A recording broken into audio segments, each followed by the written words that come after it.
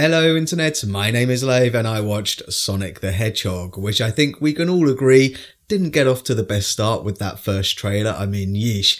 I wrote my dissertation on the Uncanny Valley at uni and I could have devoted at least a couple of chapters to that abomination alone, but more on that in a sec. For now, let's talk about the premise of the film, and as you would expect, it's as simple as they come. The blue speedster Sonic is portaled from his world to Earth to protect and hide his speedy powers. Unfortunately, he grabs the attention of evil genius Dr. Robotnik, who's determined to catch him, so he has to team up with a local sheriff to find his rings to escape to another world. So this surprisingly wasn't the disaster I think most people were predicting it was going to be. I think the fact that the makers actually listened to the feedback of the first trailer and decided to go and change it massively helped it out.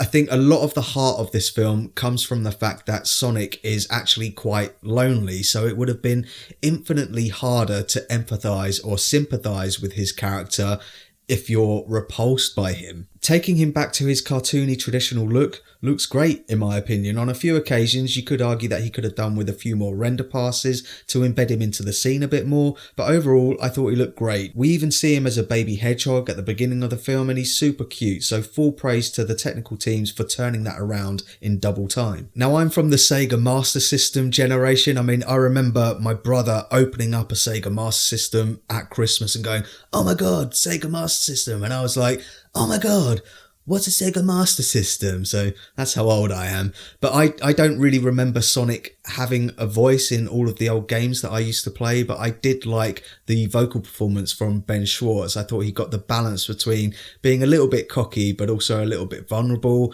I also really liked the friendship that develops between him and James Marsden's character. This film is essentially an Odd Couple road movie. And hot on their tail is Jim Carrey's Dr. Robotnik, another callback to my childhood. I can't say I ever imagined Ace Ventura as Dr. Robotnik as a kid, but Carrey's slightly unhinged style kind of works. Like all bullies, he's a bully because he was bullied. I think he particularly works in this film because everyone else in the film, even his superiors at the Pentagon, hate him or find him annoying or just flat out don't like him. I think the best way that I can describe his character in this is like he's Iron Man. He's all about the tech, and there are some good jokes involving his tech, mixed with his character Colonel Stars and Stripes from Kick-Ass 2. He's got a nasty side to him. But it's entertaining, which is kind of how I feel about the film in general. It's not amazing, but it kept my attention for an hour and a half, and I'm sure kids today who've never even played the games will feel the same way too. There's a couple of jokes in there which are going to go completely over the little ones' heads, but there's a few jokes in there that the astute ones might start asking questions about. Like,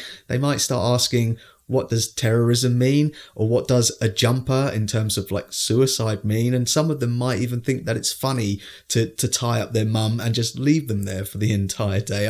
I don't want to make out that Sonic is a really edgy comedy, but in this ultra PC world that we live in, I thought some of the jokes were quite risky and I found it quite funny. So that's my thoughts on Sonic the Hedgehog, and pause the video if you want to take a closer look at my enjoyment tracker now. Overall, I thought the film was as good as a Sonic film could be. Definitely helped that they redesigned the character, and it's actually worth hanging around after the mid-credits for a tease for a possible sequel. I think if a sequel happens, if this does well enough, it definitely needs Jim Carrey to come back too. Admittedly, I've reviewed this through very nostalgic eyes. I mean, another memory I have of Sonic is opening up Sonic and Knuckles on the Mega Drive with a scalpel. It was a Christmas present with a scalpel. Opened up the wrapping, then opened up the cellophane. I played the game, I completed the game, and then carefully wrapped it all up with a very thin slice of sellotape, put it back in its wrapping and under the tree, and my parents were none the wiser. Good times. But let me know what you thought of Sonic if you've seen it down in the comments, and as always, thanks very much for checking out this review. I really do appreciate it. If you can, give it a like and don't forget to share the Lave.